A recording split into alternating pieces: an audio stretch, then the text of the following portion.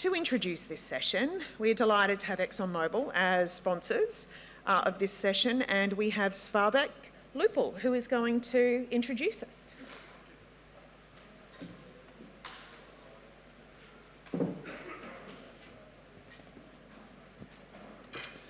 Good afternoon and welcome. My name is Swavek Lupul, and it's an absolute honour for me and Exxon Mobil to be able to sponsor a session on where renewables fit in the energy transition. Before I begin, I would like to acknowledge the traditional custodians of the land on which we meet, and also pay my respects to elders past and present and emerging. I am really delighted to see so many of you here today, because we have 5 speakers who will help to shine a light on the opportunities and challenges along the path of decarbonising the fuel sector of Australia.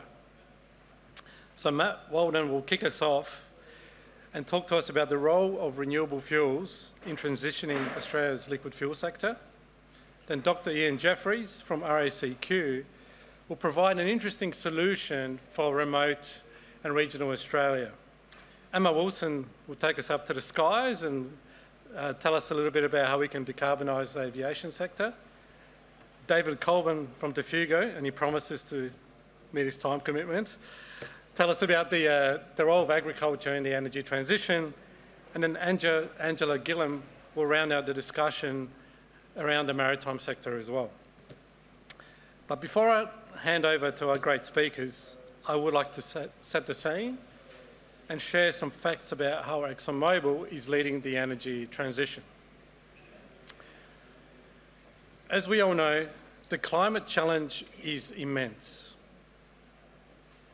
The world needs to urgently find a path to net zero, and arguably there is no greater challenge than that today.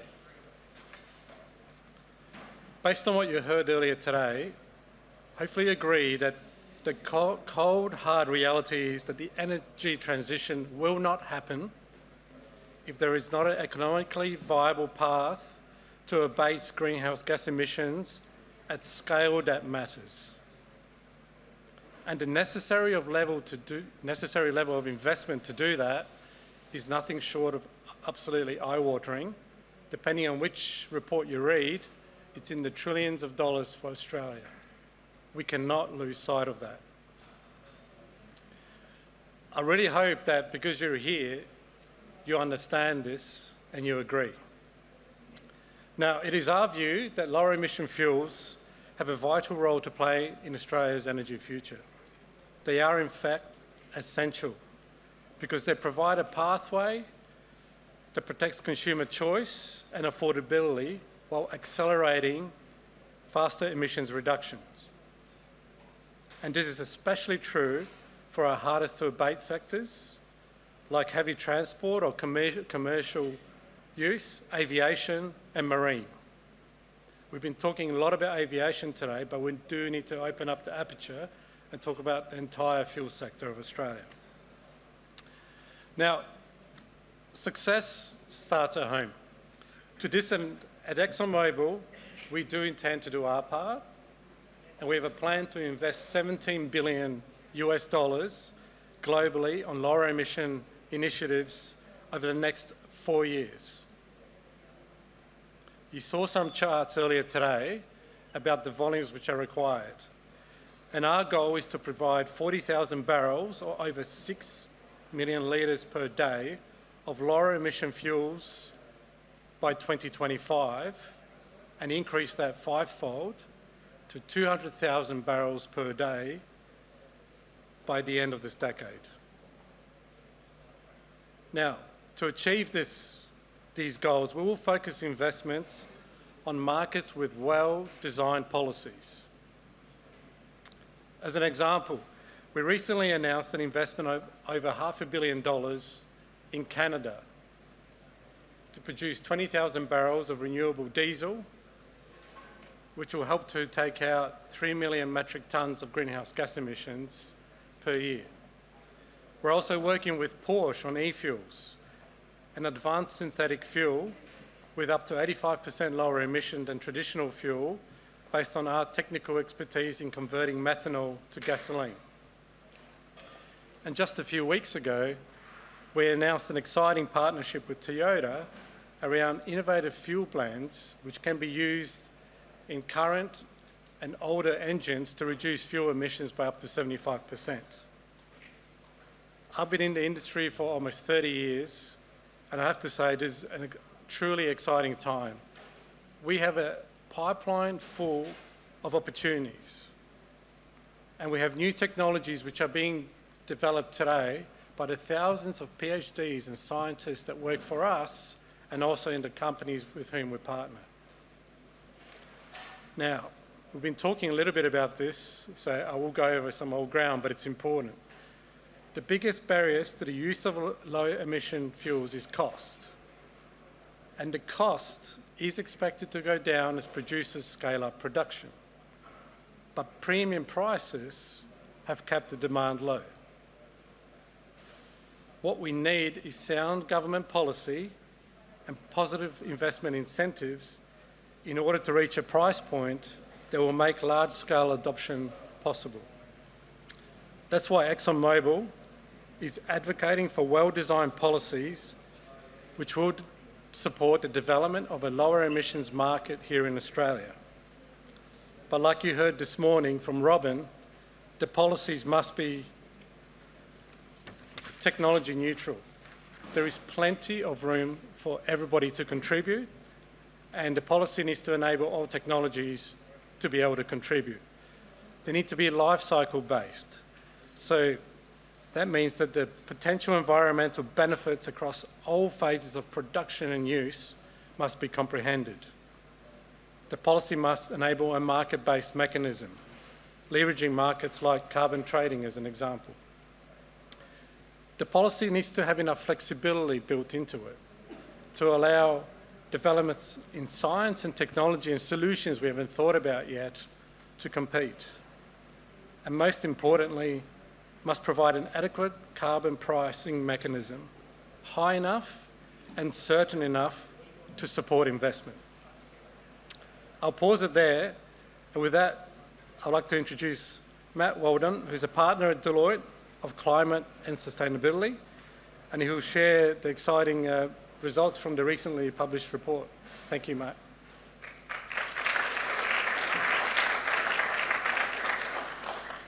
Thank you, Swavek, and also I think acknowledge Shahana and her team for, as always, putting on a great event. So thank you, Shahana.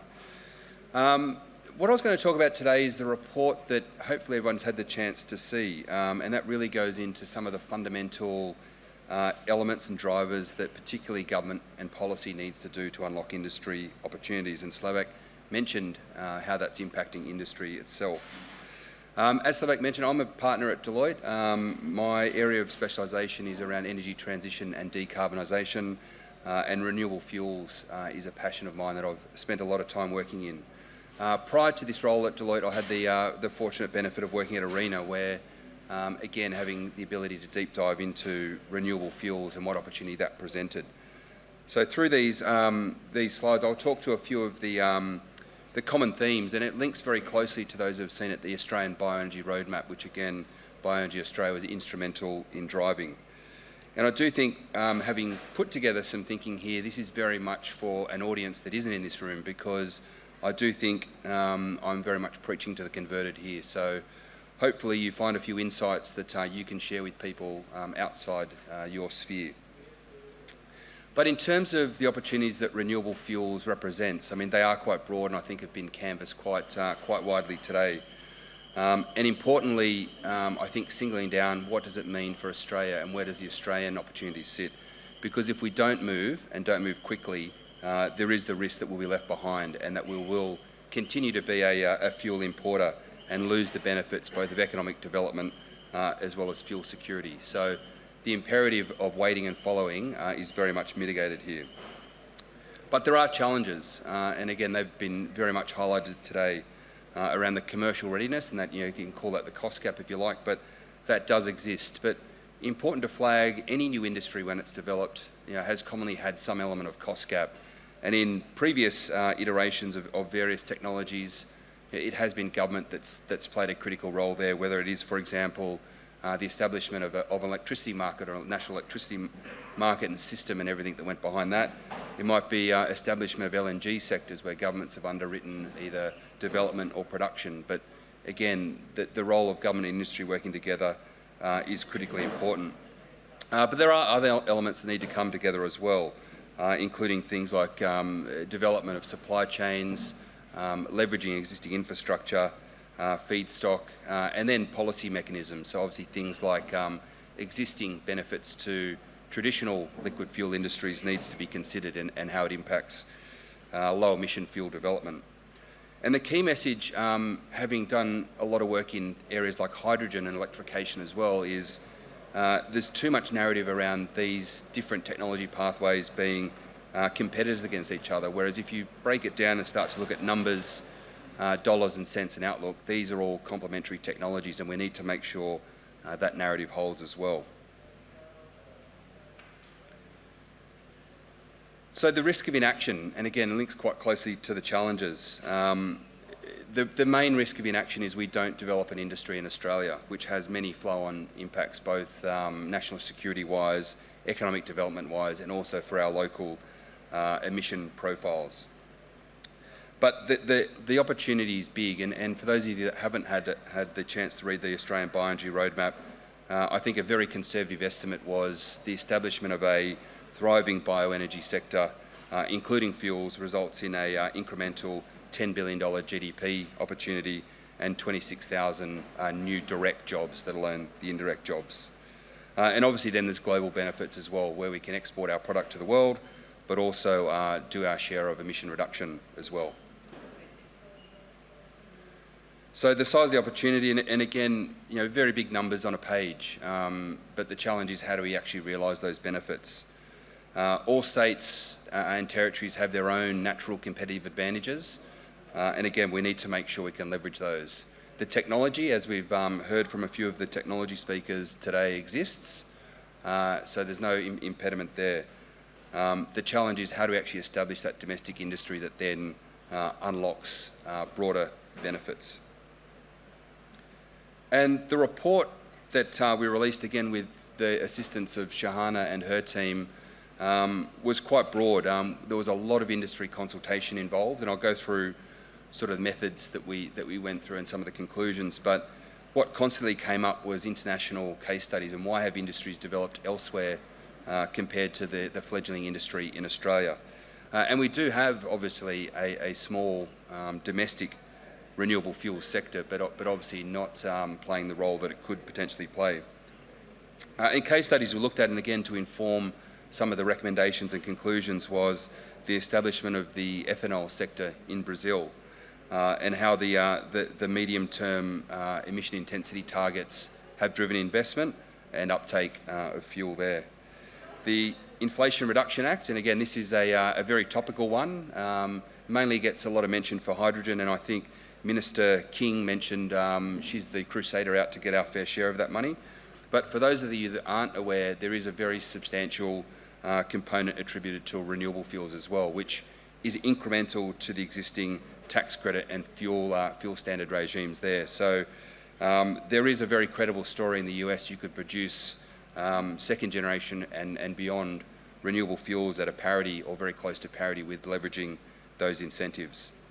And lastly, the EU, which I suppose hasn't fully responded to the Inflation Reduction Act, but has had interest in renewable fuels for some time, particularly in certain sectors. But their recent announcement regarding sustainable aviation fuel targets is expected to drive future investment. I think if you look at these three case studies, and there's probably a lot more, there's different tools and levers that are available to both government and industry to leverage that will drive these outcomes. So to the crux of the report, and I'll assume everyone here has downloaded it and read it, so I won't go into a huge amount of detail, but what the objective of the report was to identify criteria against which we could consider different policy levers that could be enacted to drive the realisation of those benefits I mentioned earlier. So the criteria broadly covered ease of implementation, the potential timeline to implementing it, existing strategic support and support mechanisms, and the actual reduction in traditional fuel consumption versus the increase or take-up of renewable fuels. So again, all relatively self-explanatory, but the ordering on the screen there broadly falls out what through the consultation process and modelling that we've done are the most efficient levers that we think can be pulled. So taxation treatment, again linking to excise and incrementally to the item 2 there, which is the fuel standards, and in different jurisdictions, the two interplay with each other to determine the level of benefit. Capital grants and incentives, and with a strong bias, having worked at ARENA, I see one of my ex-colleagues here today, plays a very important role, and in my view is really around technology de-risking, but the role of ARENA isn't there to drive large-scale mass adoption. That's the role of a more systemic policy lever. Concessional loans and grants, and again the CFC has played a very strong role there, particularly in the electricity markets, and obviously will look to play a strong role in this sector going forward. And lastly, contracts for difference, which are very relevant in other areas where you've got a commoditised product such as an electricity, an electron, or even a hydrogen molecule as well. So firstly to taxation treatment, and again getting into a little bit of the detail, where this analysis focused was the treatment of excise and how that's treated for both traditional fuels, renewable fuels, and also applications in non or off-road environments, such as, and they're particularly focusing on rebate schemes and how they may be driven. So obviously, to the extent that lever can be pulled, will drive that advantage as well. And plays into the decarbonisation of particularly the mining sector as well. Taxation treatment of renewable fuels can serve both demand side and supply side. And in the US, this policy has had a minimal, in our sense, a minimal direct sort of negative impact on industry because of that dual-sided benefit. And lastly, and always topical, is obviously how sectors that probably benefit from some of these existing levers will actually respond or fight against change, including, for example, that excise position. And now quickly, some of the other mechanisms. So fuel standards, and again, the US is probably at the gold standard here with its RFS and LCFS schemes, which drive incentives for different carbon intensities of fuel. So incentivise, I suppose, an efficient outcome from a carbon reduction point of view. Capital grants and incentives I've mentioned as well, but I think important to flag the role they play in the overall development and de-risking of both technology and industries. So I think where we sort of get to is, and a conclusion, and again, I think for people in this room may be slightly obvious, but people outside this room, and particularly people who have the ability to influence policy directly, it's a very important message. That it's a combination of these levers that need to be enacted to allow us to drive change in investment. As I mentioned, the fuel carbon intensity standards have been observed internationally to be a very efficient tool. The taxation treatment, again, has been relevant in Australia, and going back a number of years when there was talk around the removal of excise relief, obviously created a big impact on industry, and some of the alternate fuel industries suffered there as a consequence.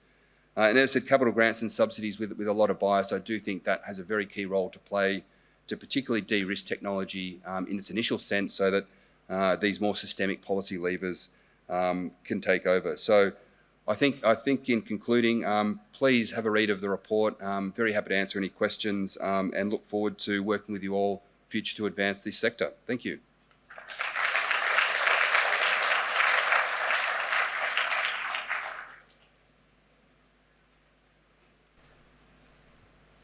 Look, first, I'd like to say thank you for the opportunity to talk today, and thanks for Biofuels Australia, Bioenergy Australia for putting on such a great event. Look, my name's Ian Jeffries. I work for RACQ, and this afternoon I wanted to talk about the role that electric vehicles and biofuels can play together, especially in looking to decarbonise some of the more difficult use cases.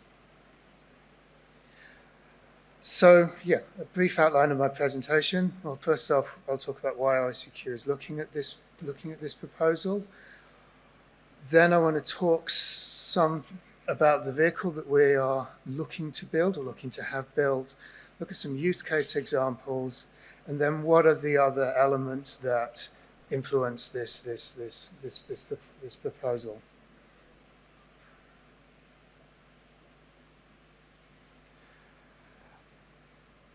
So why is RACQ looking at this? Look, in the coming years, most of the light vehicle task is going to go electric. In Queensland, 80% of the kilometres travelled is in urban areas. Nationally, that falls to 76%, but still the majority of the light vehicle transport task is an urban task, and battery electric vehicles are most likely to be the most suitable in these locations and these areas. But what we're looking at here is the edge cases, the extreme use cases where we're not going to be able to electrify either due to the distance that a vehicle needs to travel or constraints in the electricity and the recharging infrastructure. Also, Queensland suffers from natural disasters more than anywhere else in the state, so in the country. So having a system that can cope and aid in disaster response is a key important factor of this. So whilst we're primarily looking at these edge cases in remote and regional Australia, we also see this technology potentially could be used right across the global tropics, where electricity infrastructure is limited and unlikely to meet the demands of an electrified transport system in the near future. To provide a bit of background, the vehicle that we are looking to have built, and we've engaged with a number of two different companies that retrofit vehicles. We're looking at one of our road patrol vehicles, like the vehicle on the screen here. Currently, this is a diesel-powered Walden, Colorado. The idea of this proposal is to replace the diesel powertrain primarily with an electric powertrain. Look, in the vehicles that we've seen, the electric powertrain provides better power, better torque, so you end up with a vehicle more suitable than the current diesel vehicle. To this, we would add, it would be a battery-operated electric vehicle. Under the current battery technologies, we'd see 250 to 300 kilometres worth of range, which would be sufficient for many applications, but in the remote and regional centres, and specifically looking at the needs of our road patrol fleet, 200 to 350 kilometres is not going to be enough. So to extend that, we're looking to add a small internal combustion engine range extender, run on E85, or preferably in the future, running on an E98 blend.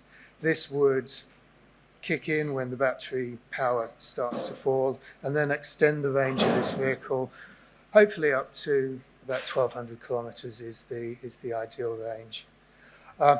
Initially, we're looking to put this into one of our RACQ Foundation vehicles. The RACQ Foundation provides disaster recovery work for communities around the states. We have individual projects where volunteers from the organiser from RACQ and others will visit a community and help rebuild community infrastructure, repair vehicles, paint the local tennis club, the local football club. Longer term, we're also looking at other businesses, other agencies that have vehicles that require a similar sort of application where the battery range is going to be insufficient and that additional range is required. In the first instance, we plan to retrofit one of our vehicles, quite likely the vehicle you see on the screen there. Longer term, we'd be looking to, or we'd be looking for, we would imagine that these vehicles would be imported from an OEM as a roller, so the rolling chassis without the diesel powertrain, and then have the electric and the range extender powertrain fitted as aftermarket. There are 6 streams that we're considering within this project. The first one I've already touched on is the design of the vehicle. We're also looking for partners to demonstrate the vehicle. The second is climate change and resilience. So this vehicle could potentially be used to provide power to load during a natural disaster when the electricity system has failed. We're looking, how does this fit in with the current emissions policy? How do biofuels fit in with the fuel efficiency standards? And I guess that's a much wider question than just this, that the fuel efficiency standards will potentially just look at the emissions from that vehicle, assuming that it's run off diesel or petrol, or 100% mineral petrol. How will the fuel efficiency standard cope with a vehicle that runs partly or largely on biofuels? Well, we think, ethanol is probably the next stream. Is like, which biofuel is going to be most useful in this application? The initial work that we've done suspects that it would be ethanol, but I wouldn't want to rule out other biofuels and other synthetic fuels and the other renewable fuels we've been talking about today. The final 2 streams are about ethanol production and ethanol agriculture, and then finally looking at the wholesale and retail network. So at the moment, we do think ethanol is probably the most likely fuel for this vehicle. The agriculture, the production is already well established. We have established wholesale and supply chains.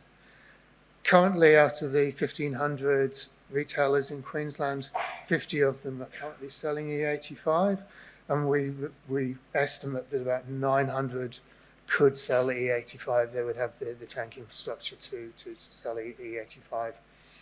At the moment, E85 is sold as a race fuel, and as we saw from the previous slide, most of the retailers can be found in the southeast, with the furthest north in Townsville, the furthest west, a single site in Mount Isa.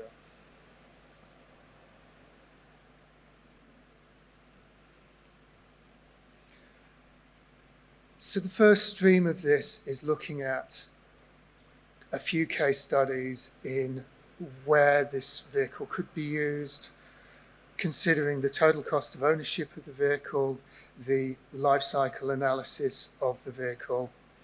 As I said, the first example is likely to be in the RACQ Foundation fleet.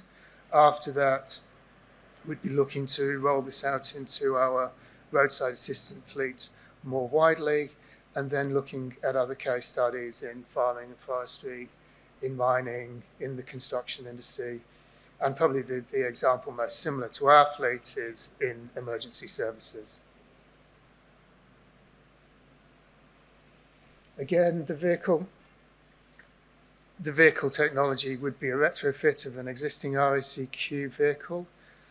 Moving forward, we were investigating ideas about whether the range extender can be modular, whether it could be removed or added as per the needs of a specific application. Firstly, looking at retrofitting from initial ICEs and then potentially moving on to OEM vehicles. 1 minute? As part of this, we'll be looking at engine optimization. The software optimization would be looking at when the range extender kicks in. So currently in the range extender technology, the range extender doesn't start until the battery is almost depleted. Whereas if you know the route you're going to take, it's most likely that it would be more optimal to have the range extender kicking in early in the drive. And also, it would need to take into account where that you can get extra charge from regenerative braking and other technologies. As I said, the other streams, which I'll move through very quickly, are in climate change and disaster resilience, potentially providing power to the load or to the grid during disasters. Again, we'd want to see how could this fit in with the fuel efficiency standards.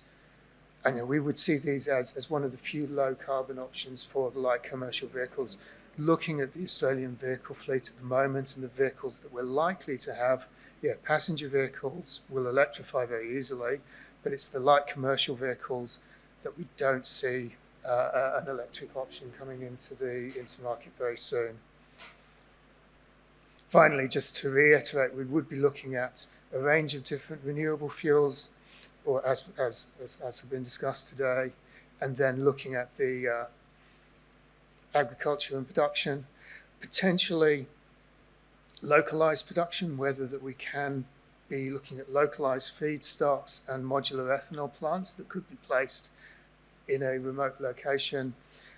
And again, the final part of this is the wholesale, the retail, and the supplying of the fuel to the market.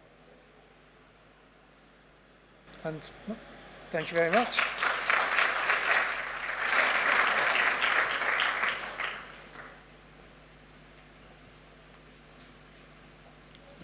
Thanks, Ian. I'd also like to begin today by acknowledging the Turrbal people and the Yagara people as the traditional owners on the land from which I'm speaking. I pay my respects to elders past and present and extend that respect to all First Nations people present today. As Swavek mentioned, I'm Emma, the Director of Policy for Airlines for Australia and New Zealand, or A4ANZ. As you might know, A4ANZ is an industry group representing airlines based in Australia and New Zealand. We advocate on key public policy issues, including airport regulation, aviation security, and of course, sustainability. I'm here today to talk about where renewable fuels sit in the energy transition, specifically the role of sustainable aviation fuel, or SAF, in the Australian aviation sector's journey to net zero emissions by 2050. Aviation is one of the most challenging industries to decarbonise, but our sector is firmly committed to net zero by 2050. To understand both the potential pathways for the Australian aviation sector to achieve net zero and the role that SAF can play in decarbonising our sector, A4ANZ developed an Australian roadmap for sustainable flying, which we released late last year. As Max mentioned earlier, airlines really only have 4 key levers to reach net zero emissions: technology, including zero-emission aircraft and fleet renewal, improving operations and air traffic management, sustainable aviation fuels, and the use of high-quality carbon offsetting. To understand how these emission reduction measures, including SAF, might be best deployed, it's first important to appreciate both baseline emission reductions and the profile of these emissions. Our roadmap covers emissions from domestic and departing international flights, with these baseline projections excluding any efficiency gains from fleet modernisation. This was a conscious decision to ensure that the full impact of business-as-usual engine efficiency gains, technological improvements, and fleet modernisation was captured, as these are significant investments for industry. However, even if you factored in these efficiencies and the decrease in emissions in line with regulatory obligations like the safeguard mechanism, you can see that to arrest and reverse this projected growth isn't a simple task. Globally, it's forecast that passenger demand will double by 2050, so it's not an exaggeration when I say that the job before us is immense, particularly in Australia, where the profile of our emissions looks a little different than most other countries. The profile of emissions is a major determinant of what technology we can use to decarbonise our sector. The profile of flying in Australia is unique. We're a large island nation traversing long distances, even with our domestic flying. So flying less or using alternative modes of transport just aren't realistic options for Australian travellers. On the left here, we have a breakdown of emissions from flights in 2019, our last pre-COVID year, which shows that while only 25% of all flights were international, they accounted for more than 70% of all emissions. On the right, we have a breakdown of flights by distance and passenger numbers. This shows that 87% of emissions from domestic flying in Australia come from flights with seating for more than 150 passengers and with flight times in excess of 60 minutes. A combination of characteristics which places them out of scope for zero-emission aircraft, at least in the foreseeable future. These factors taken together means that even if there is good uptake on electric and hydrogen planes in Australia, the overall impact of zero-emission aircraft to 2050 will be very limited. We estimate that these aircraft will reduce emissions by approximately 4% to 2050. As part of the roadmap, we modelled two potential pathways to net zero flying by 2050. A conservative scenario which caps SAF deployment and life cycle savings, and an ambitious scenario in which all conventional jet fuel is replaced by SAF. The roadmap reflects a point in time, but even with shifts in emissions projections and individual airline announcements, the modelling on the overall impact of these emissions reduction measures, including SAF, does remain true. We think it's likely that the actual pathway Australia will take sits somewhere between these two options. They're two options out of literally thousands of inputs and assumptions. The constant, though, will be the critical role that SAF plays in our sector, reaching net zero by 2050. To validate our modelling and the accompanying assumptions and inputs, we also benchmarked our two scenarios against existing international and region-specific roadmaps. As we expected, our scenarios were broadly consistent with these international pathways to net zero, with some small variations as a result of differences in flying and airspace and assumptions about SAF contribution, which I'll cover a little later. Even with these small differences, I'm sure you can sense a theme here, and I know I'm preaching to the converted, but SAF is key, not just in Australia, but in the global aviation sector's transition to net zero. As part of the roadmap, we also undertook modelling to estimate demand for jet fuel to 2050. At a baseline with frozen fleet and no efficiencies, we'd be looking at jet fuel demand in excess of 20 billion litres by 2050. However, the more likely scenario, with 30% fuel efficiency to baseline, results in 14 billion litres of jet fuel being required in 2050. I'm sure you'll agree that's a lot. If we take it one step further, it's apparent that a significant proportion of that 14 billion litres will need to be SAF. And while SAF has to be prominent in our sector's transition to net zero, it also has the potential to be prominent in Australia's economic story. Matt showed these figures a little earlier, but I think they bear repeating because they're pretty great. AFA ANZ's modelling suggests that a domestic SAF industry across the total supply chain could create almost 7,500 jobs by 2030 and more than 15,000 jobs by 2050. We found that a local industry could create almost 3 billion annually in additional GDP by 2030 and more than 7.5 billion annually by 2050. As I mentioned earlier, we modelled two potential pathways to net zero, and this is our scenario with conservative SAF deployment. In this scenario, we've assumed life cycle savings of 80% and a maximum blending rate of 60%. While we've labelled this a conservative scenario, it's conservative in the context of other international roadmap inputs that all have SAF blending rates and life cycle savings at 90% or above. I think it's important to note that even though this scenario is based on previously announced airline aspirations and commitments, a supportive policy and investment framework is still essential to this scenario being realised. Even in this scenario, where SAF represents a third of all emissions reductions to 2050, you can see it's still a major part of our pathway to net zero, with a 60% blending rate resulting in demand for SAF in excess of 8 billion litres. This pathway shows a scenario with more ambitious deployment of SAF, assuming 80% life cycle savings, but with a blending rate of 100%. In this scenario, SAF demand is 14 billion litres and accounts for more than 50% of total emissions savings by 2050. I should note that the critical assumption that underpins all modelling on these decarbonisation pathways for aviation, both here and internationally, is that SAF will be supported by government investment and a supportive policy framework. Failure to put this in place now will result in slower emissions reductions and slow Australia's progress to net zero by 2050, necessitating a faster and higher cost of transition in the future. I thought I'd leave you all with this to drive home the criticality of SAF in aviation's transition to net zero. It's a global comparison on the impact of SAF on gross emissions from residual fuel use to 2050. I think it demonstrates just how important SAF will be to reducing emissions after efficiencies from technology, fleet renewal, and operations have been exhausted. The more we're able to utilise SAF, the lower our reliance will be on carbon offsets. Reaching our net zero emissions targets and creating the strong domestic SAF industry to achieve this isn't going to be easy, but after hearing from the speakers today and seeing the passion at the conference, I think we're up for the challenge. That's all from me, but please don't hesitate to come and chat later, and of course happy to answer any questions you have during the panel discussion.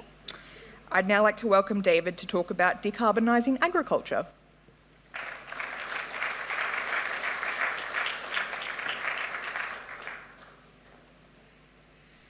Thank you very much, Emma. Well, welcome, ladies and gentlemen.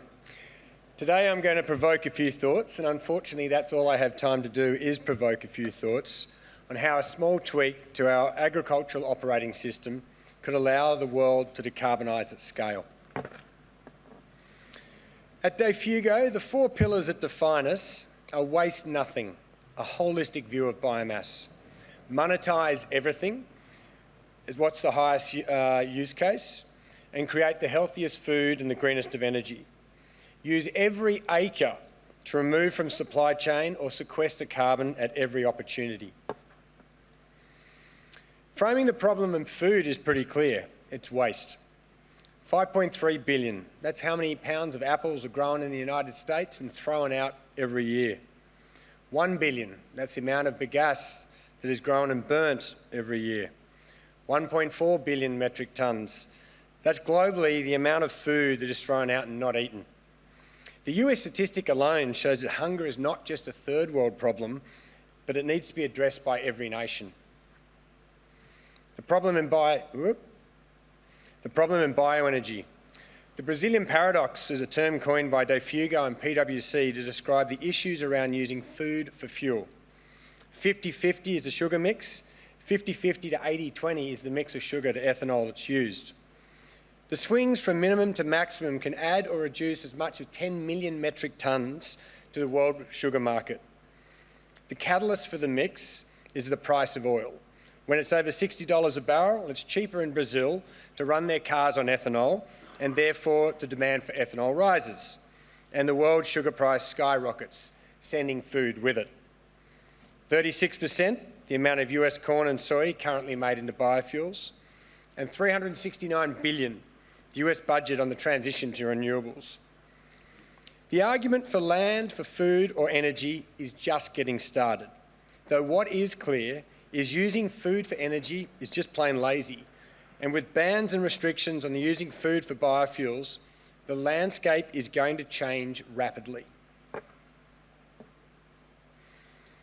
62 trillion, the cost of transitioning the world to renewables. 2047, the year New South Wales Transport has predicted it will be able to complete its transition to renewable energy for its buses. 34 billion, the amount of litres of diesel Australia uses at present. With the transport sector emitting 100 million tonnes of carbon a year, we need something to fill the gap.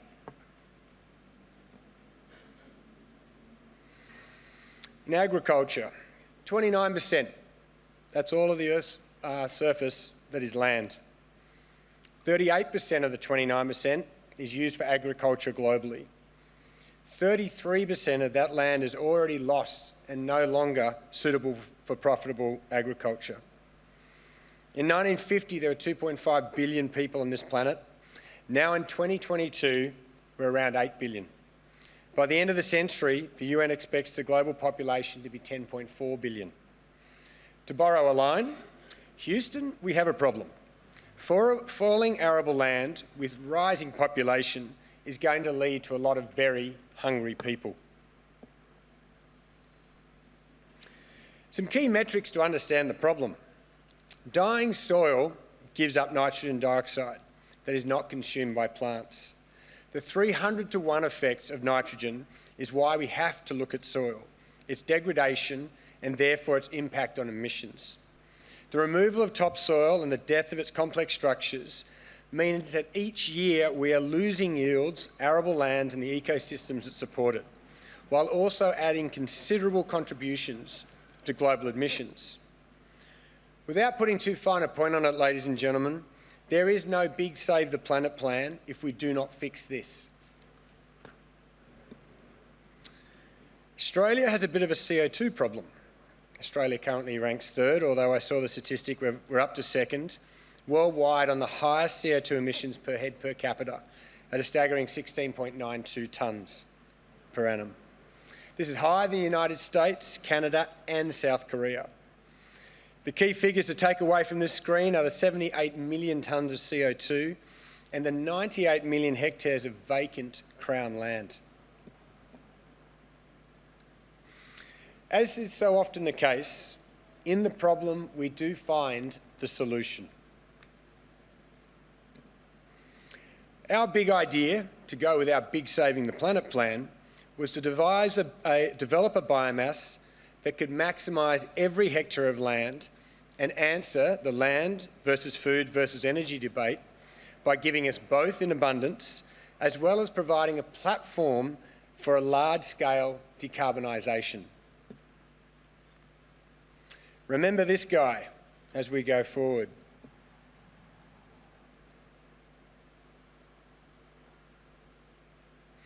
While carbon farming has become a bit of a throwaway line, it really is just that. Designing a process of soil regeneration in order to retain more carbon in the soil that is lost. This isn't as easy as it sounds and takes a lot of combination of land, biomass management, technology, in a process with active strategies to sequester carbon into the soil and keep it there through soil management. At Defugo, we call this the symphony effect: land, biomass, technology and decarbonisation. Keeping the theme on sugarcane, remember bagasse, we burn 1 billion tonnes of it a year and it creates about 400 million tonnes of emissions annually. Using bagasse to make energy is a great idea, but why do we create it in the first place? The issue with bagasse is it still contains food and it's not really that efficient to transport it anywhere for further refining to energy. We need a single process that recovers all of the food and the energy available. We achieve this by separating the cane into the various components that hold the food and the energy. By separating the herd, all of the sugar can be extracted from the dietary fibres, creating two very clean, viable food products. This also means that there is no sugar lost to molasses, mud cake or bagasse. Dietary fibres are also nice and white and need no bleaching for application to food. From an energy point of view, the woody non-dietary material can then be turned into a range of energy and green fertiliser products, but based on the market demand. While the sugar industry is a great start, the issue in Australia is we just don't have enough of it to really move the needle on carbon and renewable energy. We need another game changer that can do more with the available land we have. There are a number of plants that have multiple functions of giving food, energy and a healthy carbon sequestration. Hemp does come to mind. The issue here is that in a lot of countries around the world, hemp and its products is still illegal, and where it's not illegal, it's still very, very heavily regulated. We needed a biomass that was legal everywhere, would excel at delivering food, energy and carbon sequestration. Remember that chap holding up the native grass with its deep roots? Well, this is the answer to those grasses, with deep roots that deliver much needed nutrients in the soil with every rotation. It's fast growing, with this photo showing the harvest at 4 weeks and fully harvestable within 70 days. Its multiple rotations a year, achieved in the right conditions, basically means it can be grown anywhere north of the McIntyre. With 3 clearly defined sections of bark, bast and hurd, with seed pods running the full length of the biomass. Leaves have up to 18% protein. We're providing a dry fibre powder for both human and animal consumption. We're also having a lot of success in the fermentation for postbiotic activities. Seeds have rare lipids, essential amino acids with very high lysine counts, and 86% protein as a concentrate. Pea and soy are 40%. The stems in their simplest form are energy, but broken down into their individual parts, there is also dietary fibres that can be extracted at scale. The plant's ability to large quantities of atmospheric carbon is quite astonishing. With the right growing conditions, soil regeneration plan, we've seen results at over 80 metric tonnes per hectare. As it's fast growing, it works as a tweener crop, especially in the soil months, and works as a soil regeneration in places where crops have destroyed soil cover, such as palm oil and pine forests. Giving credits have a long 25 to 50-year incentives to improve soil structure and carrying capacity. It's a long term to ensure generations to come have the option to return to the land. In an Australian point of view, 1% of Australia's land mass was converted to this biomass, we would be carbon neutral. We'd produce 75 billion litres of renewable diesel each year, replacing a further 90 million metric tonnes of emissions and allowing for an export market of 41 billion litres to regional Asia. We would sequester 300 million metric tonnes of carbon each year if only half the metrics of this plant was achieved. The 98 million hectares of vacant government land means we have every opportunity to achieve 8% of global emissions. We'd create 17 million tonnes of fertiliser and 91 million tonnes of plant proteins. But most importantly, Australia is energy independent and a net exporter of energy that the world still needs, saving billions of dollars a year on Forex. My final slide. Agriculture is the game changer that the world needs to be able to rapidly decarbonise at scale. Carbon and carbon credits that can be achieved through changing our attitudes to soil management will provide the finance to rebuild our tired and depleted soils, get new farmers into the land and allow the time for the new operating system to become permanent. Combined with a zero-waste approach to what we grow, agriculture can build an operating system that will feed, clothe and provide green energy to a global population of over 50 billion and beyond. The state of Australia's carbon emissions is not a failure of technology. It is a failure of policy and political will. Thank you very much.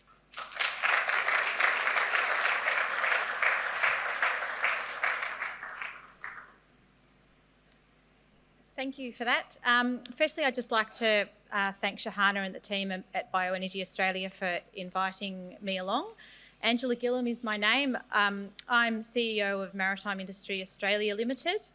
So it's nice to inject a little bit of boat talk amongst all of the aviation talk. We have quite similar issues. There's some differences, but generally speaking, we are firmly within the hard to abate sector.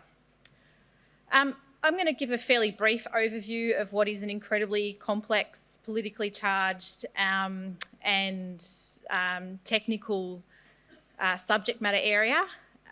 So first I'll give a bit of an overview of what the Australian maritime industry is. I'll talk to you a little bit about the journey or the roadmap from the international shipping perspective.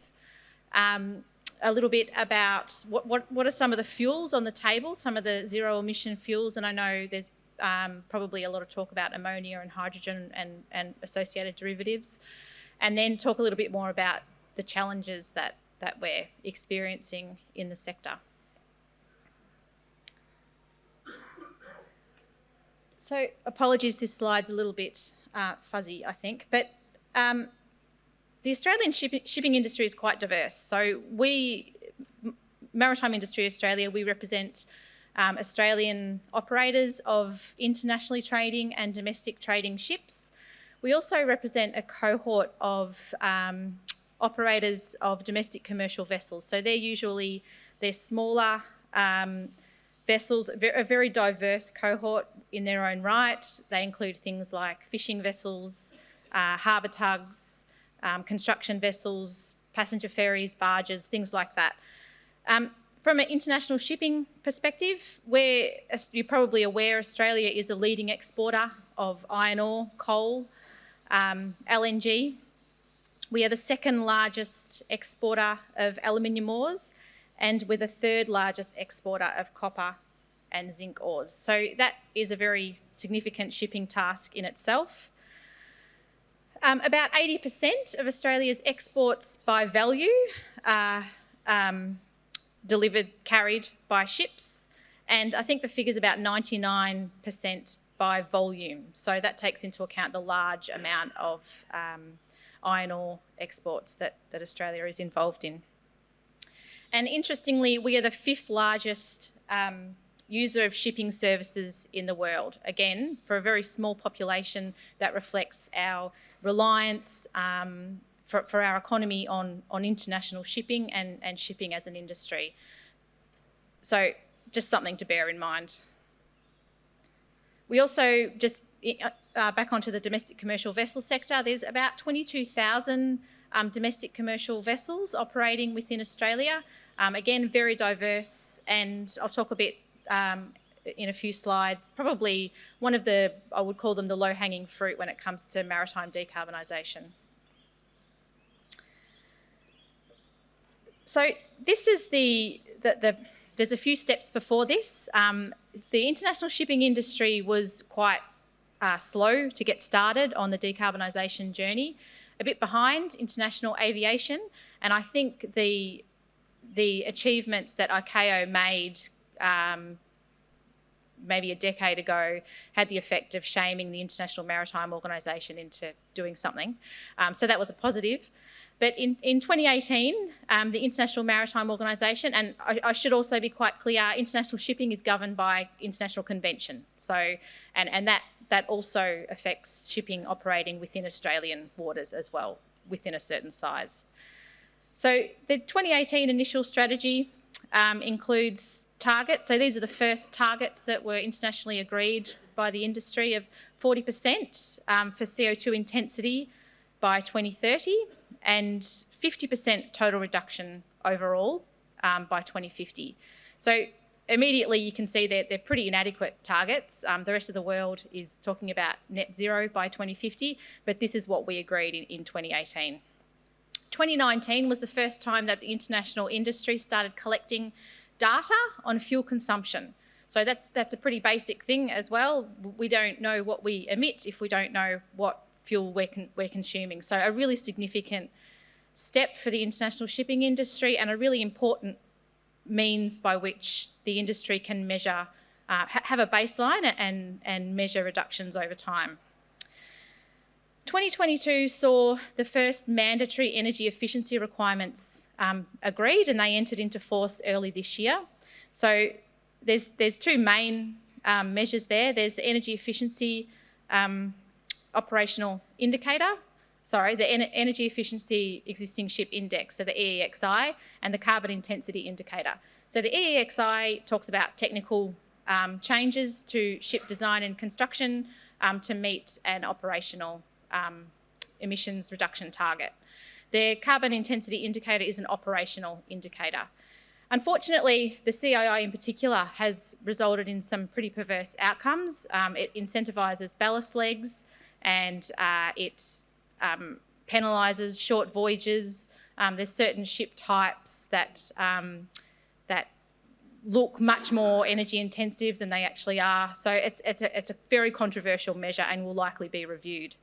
So 2023, this is the year that the IMO is going to review that initial strategy, and the hope is, and I think it's safe to say, all of industry and most of the high ambition nations that have a seat at the IMO really, really want very strong targets to come out of the next strategy. Net zero by 2050 is most likely, but again, it's a UN body, so it's quite difficult to anticipate where things will end. The reason we need ambitious targets is because we need the market signals in order to provide guidance to industry and researchers and investors on where to put their money and put their time and effort into coming up with the solutions that we need to decarbonise. So the path to 2050, it's more than likely going to be net zero. A lot of shipping, international shipping companies have already made those commitments around net zero, and some of them even more ambitious than that. So that's the goal that we're heading. Whether the IMO gets there or not, that's what we're talking about. But the path to net zero is pretty unclear. It's also worth mentioning that while we have these short-term measures, the first mandatory requirements ever applied to international shipping, some vessels, as I mentioned, won't be able to comply with those requirements without accessing biofuels because the solutions just aren't there yet. So what are the technologies that we're looking at? Hydrogen, it's okay for some applications, potentially for the domestic commercial vessel sector. It's not yet commercially available in enough in quantities necessary.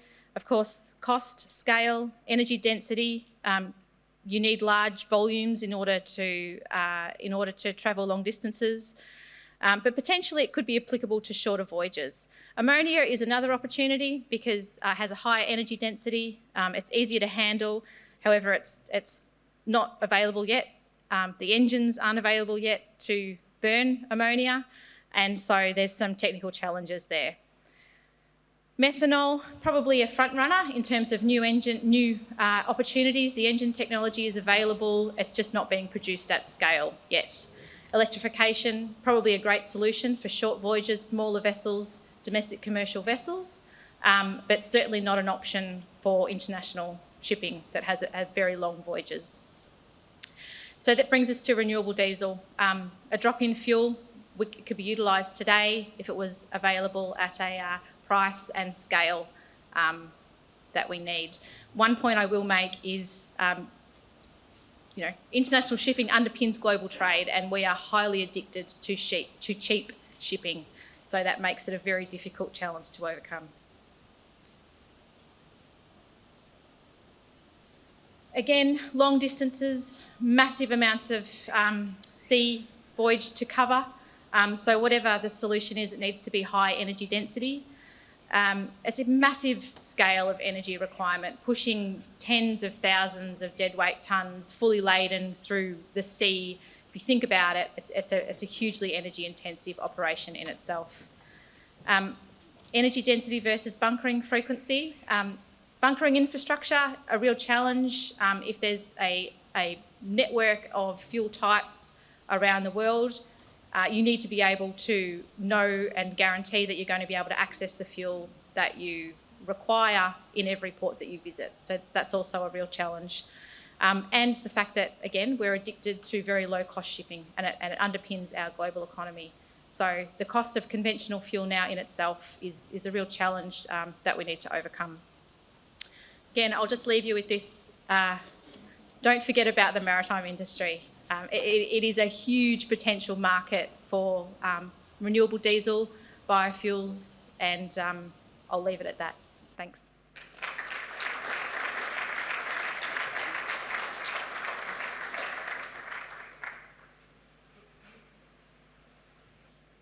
Thank you for those interesting presentations.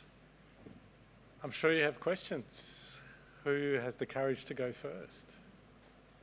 There we go. Hi, my question is for Angela, and based on a comment from David.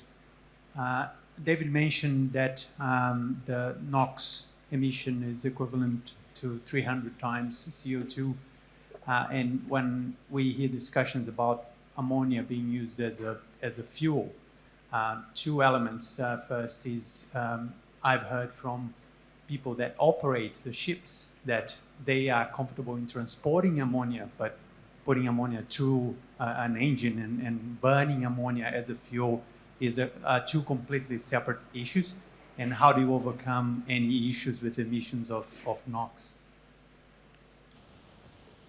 Thank you for that. And they are two very difficult issues to overcome. The NOx issue I'm aware of, but unfortunately I don't have the information to provide you with the technical workaround. But it is something that is being considered by the engine developers. There's an ammonia-powered engine. I think that the major engine manufacturers both have ammonia-powered engines under development. They haven't been deployed in a commercial environment yet.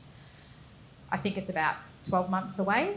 So the NOx emissions is certainly an issue. Ammonia as a fuel in itself has significant safety concerns, and so I wouldn't ever like to underplay the safety management, the training, the infrastructure, the safety around infrastructure, storage. I mean, ports are surrounded by residential areas. It's a huge issue, and the scale of the issue and the way that it can be managed differs depending on who you talk to and depending where their investments are. But it's certainly something that is front of mind for the industry. It's worth also noting, though, that ammonia is a massively traded commodity around the world now. So we know how to move it, we know how to store it, transport it safely. We just don't know how to bunker it yet. But there is a lot of work going into that at the moment. Very good. We have a question over here. Oh, sorry, pardon me. There was maybe I'll go to you next. Thank you. Yep. So Tim Lloyd-Smith from GHD. I think we've been talking a lot around SAF and diesel and these like high value products, which is obviously a reason why we're chasing them. But I think Angela, your discussion sort of brought up or prompted me to think about what about some of these lower grade products we can be making from biofuels and synthetic fuels that don't require that expensive upgrading steps as I suppose a catalyst to help develop just the base capabilities to produce bio and syn crudes. And I'm thinking in particular around ship bunker fuel, which obviously can be much lower grade and potentially not only used in shipping, but also in maybe some agricultural applications and other spaces where you don't need the same level of, I suppose, rigor and quality in your fuel, such as aviation. So just wondering if anyone had comments on that. Yeah, and that's a really important observation. I mean, that's essentially why we're addicted to cheap shipping, because we've burnt a waste product for forever. So, and marine diesel engines are accustomed to burning the bottom of the tank. Terrible stuff. Ships and engineers hate it. It does clog filters and whatnot, but they're able to overcome it. And the industry is very accustomed to burning. Maybe not so much anymore. Standards have improved with the removal of sulphur. Or reduction of sulphur. But you're quite right, we don't need the higher grade product. We can burn biodiesel, and there's lots of pilot projects and lots of B100 projects that have been very successful around the world, but still it needs to be provided in the scale and at the price that it means it's viable. Angela, I think you're quite popular so far. I'm not the only shipping girl. I know there's others. Yeah. So another question then for you. I'm Dean Williams from GPA Engineering. I just wanted to explore with you around the way that renewables and alternative fuels can penetrate the maritime industry. Am I right in that the ships have a much longer life than, say, airplanes do? and that are the costs for retrofitting vessels that are already in operation prohibitive for alternative fuels, and that is one of the reasons why biofuels and synfuels are a more attractive option for the maritime industry to really accelerate it at that time frame you were talking about? Yes, definitely. It's a drop-in fuel as opposed to, I mean, there's very little to no changes required at the engine level. There might be some heating that doesn't need to happen anymore potentially, but that's exactly right. Ships have a lifespan of about 30 years, but I think over the next decade we will see more scrapping of ships as requirements become more stringent, because the economics wouldn't stack up to retrofit, a conventional engine to burn ammonia. However, it'd be the worst job in the world to be building a ship right now, because, what do you do? It's a terrible decision to have to make. But I know that there are ships being built now that are conventional fueled but ammonia ready. And by ammonia ready, they know what they need to do to retrofit the engine. It's not a small job, but at least there's a pathway if ammonia ends up being the likely scenario. But that's you're spot on. They're really difficult decisions to make because of the asset life. So that's really the driver here. Yes. Thank you. Yes. Thank you. Question in the middle there. This is a question for Emma. Emma, Ed Mason, I think, touched on the impacts of NOx and contrails, effectively doubling the global warming potential of the carbon from the fuel burn in aviation. Could you give us the 2-sentence kind of pub version explanation of the radiative forcing from contrails and why SAF is actually better?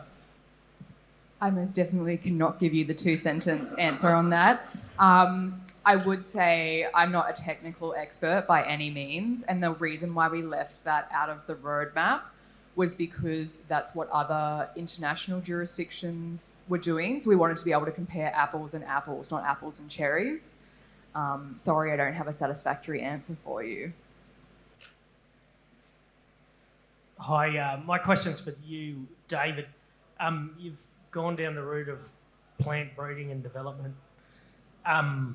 Pat previously on the last talk mentioned corn. We've developed our own farming system based on corn because we came to the same conclusion as Pat. Can I just ask, from a rotational perspective, what led you to the plant you've chosen as a carbon sequester or biofuel crop? Yeah, that's a great question, and it was, to steal another quote from the great Wayne Gretzky, we wanted to skate to where the puck was going. So we looked at where global trends were heading in food, and plant proteins were definitely it.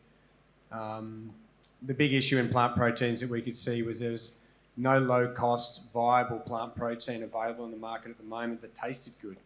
If you look what they have to do to soy and pea protein to make it even somewhat palatable, it destroys all the goodness that you have in a plant. And one of the key things at Defugo that we focus on is retaining that goodness. And this plant at a minimal processing produces 86% protein at concentrate. So it's acting like an isolate at concentrate, and we haven't even got to the isolates yet.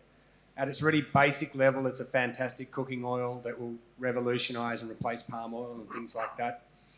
And its most advanced application at the moment, we've gone everywhere to making wet proteins, dry proteins, burgers, meats, all the way through. So it's a very versatile product. On the other side of that, you had the move into green energy. We could see the problems in SAF. We could see the problems in identifying and adopting to, we're challenging bunker fuel. We've got to get our costs down. So it's not enough to do one thing with biomass anymore. You can't just go and make weeds and just strip the wheat. You've got to start looking at the other applications to it. And everything we do in Defugo is about zero waste. So there's not one process that we do that leaves any single waste stream. Everything is monetisable. And what that allows us to do is bring the overall cost of everything down. So our food costs come down, our energy costs come down, And the carbon really, we view carbon as the key to unlock, as we presented today, the new operating system for agriculture. We're not banking on carbon being there in even 10 years' time. But what we do see carbon as the ability to do is to provide the capital for the change that we need right now for agriculture to switch into the new operating system and then have the base to move forward. And we love the fact that carbon credits run for 25, 50 years because it holds everyone to the flame to make sure this new operating system is in place. But we've designed a process that is profitable before we got there. So that is just the cream on top of the bun for us. But we really do view that as the catalyst to getting new farmers into farming. How do we finance it? How does a young person buy land today? I certainly couldn't buy land. It's just beyond me. We see it as a way of changing the operating system, and we see a way of changing the market demand to that operating system. So it's a combination of things and what we call the symphony effect. We think that is really important to getting that change across the line. Terrific, thank you. Well, we'll have to, I think I've been given the time, so I'm sure the conversation will continue, but I do want to thank our panellists and quite a diverse number of topics, which is great. If you allow me 10 seconds to conclude. This is important to me and also our company, and hope to everyone in the room. I hope the objective is clear. We in Australia and globally need to get to net zero. We're not going there quickly enough, and the path to get to net zero isn't clear. So what I do hope is there is enough commonality among us where we can unite behind a common catalyst to enable that. I think we've heard through all the presentations today, the common catalyst is policy. So it is my personal vision that next year when Shahana and the Bioenergy Australia team get us back together, the conversation will move from discussion and ideas, and we'll talk about two things. We'll talk about one, what draft set of policies. Progress, not perfection. Doesn't matter what they look like, but at least we'll talk about a draft set of potential policies which cover the sectors we talked about today. And because of that, we'll also talk about announcements about projects which are spurred by the promise of the policy. So thank you, and I hope you can join me in making this vision a reality because it's absolutely important.